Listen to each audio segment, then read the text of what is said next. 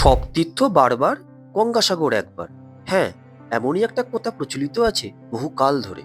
তবে আজ চলুন জেনে নিই এই গঙ্গাসাগর মেলা সম্পর্কে কিছু কথা। পশ্চিমবঙ্গের রাজধানী কলকাতার থেকে প্রায় 100 কিলোমিটার দূরে দক্ষিণ 24 পরগনা জেলার সাগরদ্বীপে অবস্থিত কপিলমুনির আশ্রম। আর এখানেই গঙ্গা ও বঙ্গোপসাগরের সঙ্গমস্থলে পৌষ সংক্রান্তির দিন বসে এই মেলা। গঙ্গাসাগর মেলা হচ্ছে ভারতের দ্বিতীয় বৃহত্তম মেলা। কুম্ভ মেলার পরেই এর স্থান। 2024 সালে পুণ্যার্থীর সংখ্যা ছিল সবচেয়ে বেশি। কিন্তু কিভাবে শুরু হয়েছিল এই মেলা? কেনই বা গঙ্গাসাগর হয়ে উঠেছিল পবিত্র ভূমি? তবে চলুন জানি এর পিছনের ইতিহাস। কিংবদন্তি আছে গঙ্গাসাগরে ছিল কপিলমুনির আশ্রম। একদা কপিলমুনি রেগে গিয়ে সাগর রাজা 60,000 পুত্রকে ভস্মীভূত করেন এবং তাদের আত্মাকে নরকে নিক্ষিপ্ত করেন।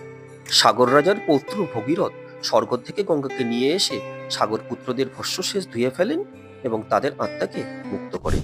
মহাভারতেও গঙ্গাসাগর তীর্থের কথা উল্লেখ পাওয়া যায়। পুরাণকালে বহু মানুষ দেশের বিভিন্ন প্রান্ত থেকে মকর সংক্রান্তির দিন বহু বাধা অতিক্রম করে গঙ্গাসাগর মেলায় উপস্থিত হতো। সেই সময় যাত্রাপথ ছিল অনেক দুর্গম। বহু লোক যাত্রাপথে বিভিন্ন রোগে মারা যেত। তাই বলা হয় সব তীর্থ বারবার, গঙ্গাসাগর একবার। বর্তমানে পরিকাঠামো ব্যবস্থার উন্নতির জন্য গঙ্গাসাগর যাওয়া অনেক সহজ হয়ে গেছে। গঙ্গাসাগর মেলা সাধারণত অনুষ্ঠিত হয় 14ই বা 15ই জানুয়ারি, যেদিন সূর্য মকর রাশিতে প্রবেশ করে।